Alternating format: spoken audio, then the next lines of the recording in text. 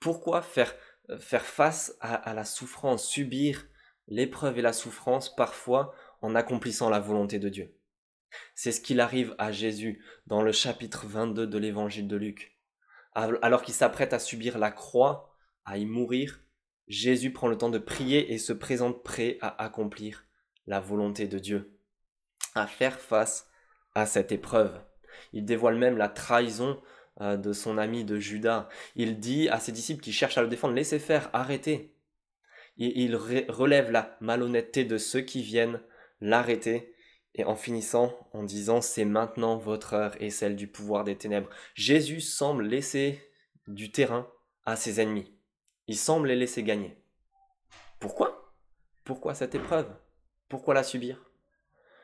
Tout simplement parce qu'il faut parfois savoir perdre pour pouvoir gagner. Je me souviens d'une de ces scènes de Michel Vaillant mise en film, où Michel se retrouve avec sa pire ennemie, Ruth. Ils sont à une vente aux enchères et se disputent l'achat d'un casque précieux. Les enchères grimpent et grimpent jusqu'à ce que finalement Michel lâche l'affaire et se retire. Il laisse la main à Ruth et alors que quelques minutes plus tard elle s'apprête à le narguer, on voit un des amis de Michel Vaillant s'approcher de lui et lui dire « J'aurais jamais cru que tu te séparais de ton casque ». On apprend que ce casque était le sien et qu'il a fait monter les enchères pour ensuite se retirer.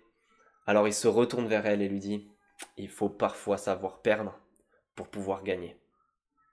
Et c'est exactement ce que fait Jésus-Christ ici. Il semble laisser du terrain à ses ennemis, semble accepter de prendre tout le poids de ses ténèbres, mais justement parce que c'est précisément dans sa mort sur la croix que Jésus gagne.